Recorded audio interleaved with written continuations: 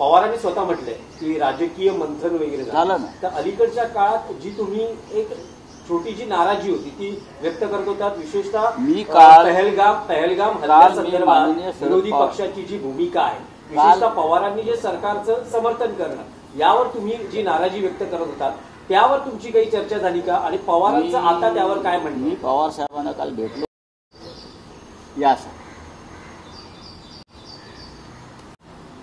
नरकातला सूर्य या पुस्तकाचं प्रकाशन 17 मेला आहे आणि ते त्यातले प्रमुख पाहुणे आहेत. त्यांना पुस्तकाची प्रत हवी होती ती त्यांना दिली. आम्ही चर्चा केली आणि अनेक विषयांवर चर्चा केली.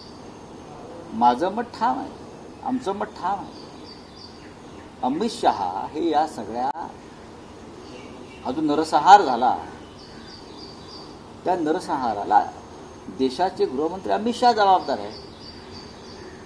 सरकारला पाठिंबा देणं संकटकाळी म्हणजे या नरसंहाराला जबाबदार असणाऱ्यांना पाठिंबा देणं असं होत नाही, हे माझं मत आहे. त्यांच्याशी मी चर्चा केली नाही, पण तुमच्या चर्चेनंतर शरद पवारांचं आता या पहलगाम हल्ल्यासंदर्भात जी सरकारची भूमिका आहे त्यावर मत बदलू शकतं का?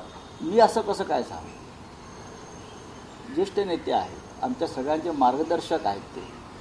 आम्ही त्यांच्याकडे जाऊन चर्चा करतो, आम्ही त्यांचंही मत घेतो.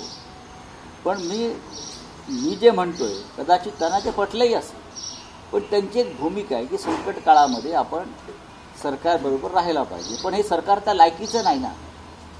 हे काय इंदिरा गांधीचं सरकार आहे का? ते राजीव गांधीचं सरकार आहे का? ते मनमोहन सिंगचं सरकार आहे का? नाही ना. ते नरसिंहरावांचं सरकार आहे का? नाही. हे बदमाशांचं सरकार आहे आणि त्यांच्या चेहऱ्यावरती दुःखाची एक छटाई दिसत नाही इतकं हो. अशा सरकारला पाठिंबा देणं म्हणजे आपण या देशाची बेईमानी करण्यासारखं आहे. विशेषतः देशाचे गृहमंत्री अमित शहा यांनी खरं म्हणजे स्वतः राजीनामा द्यायला. चुनचुनके मारेगे काहीतरी म्हणत असतात, ते कसले चुनचुनकर मारताय? आमचे 27 लोक मारले गेले, तुम्ही का खुर्चीवर बसलाय त्या अजून? हे मी माननीय पवार साहेबांना सांगितलं. मला पवार साहेबांनी असं विचारलं की तुम्ही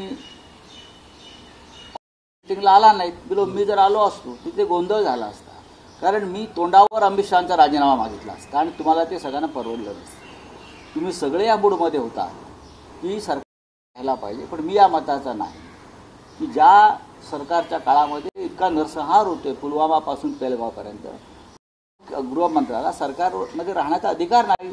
त्यांचा राजीनामा मागण्याशी जर मी उभा राहिलो असतो तर तुमची पोझिशन ऑकवर्ड झाली असते.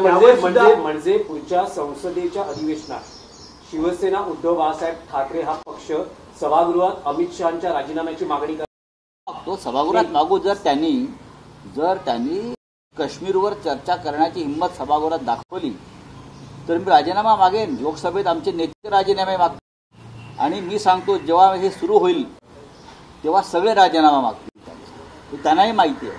म्हणजे शरद पवार ही राजीनामा मागतील. बघा, ज्याला या नरसंहाराचा प्रचंड तिटकार आलेला आहे किंवा नरसंहाराविषयी जे अस्वस्थ आहेत ते गृहमंत्र्यांचा राजीनामा मागतील. राऊतसाहेब, राहुल गांधींनी काँग्रेस पक्षाकडून चुकी मागितली आहे. विशेषतः जे पंजाबमधलं ब्लू स्टार ऑपरेशन आहे त्याबद्दल त्यांनी खेद व्यक्त करताना असं म्हटलंय की त्यावेळेस मी राजकारणात नव्हतो, पण आता सगळ्या घटनांबद्दल मी माफी मागतो. नाही, राहुल गांधींची ती एक भूमिका कायम राहिली आहे. चुकांची माफी त्याच्यामध्ये काय अमित शहाने काय शिकायला पाहिजे? नरेंद्र मोदी यांनी या तरुण नेत्यापासून काही कबूल केला पाहिजे. पण आहे लोक भावनांचा आदर केला. आज संपादकीयमध्ये तुम्ही म्हणताय की संजय शिरसाट शकून म्हणतात ते मी नाही म्हणालो बोलले. तुम्ही आता असं बोलत की ते देवेंद्र फडणवीसांना दुर्योधन म्हणू शकतात. जर ते अजित पवारांना शकुनी म्हणतात त्यांची कामं होत नाही म्हणून, या सरकारचे मुख्यमंत्री कोण आहे? मिस्टर फडणवीस आहेत. उद्या हे फडणवीसांना दुर्योधन म्हणाला ओळखतो, यांची मानसिकता ओळखतो, सगळं अमित त्यांना ओळखतो. अजून अजितदादांनी यांना ओळखलेलं नाहीये. पवारांची नाराजी आहे. एकनाथ शिंदे स्वतःला माजी मुख्यमंत्री म्हणून घ्यायला तयार नसतील तर त्यांनी स्वतःला सदैव भावी मुख्यमंत्री म्हणून घ्यायला हरकत नाही असंही तुम्ही सामनात म्हटलं. हो, कारण मुख्यमंत्री आम्ही गेलो नाही सोडून द्या.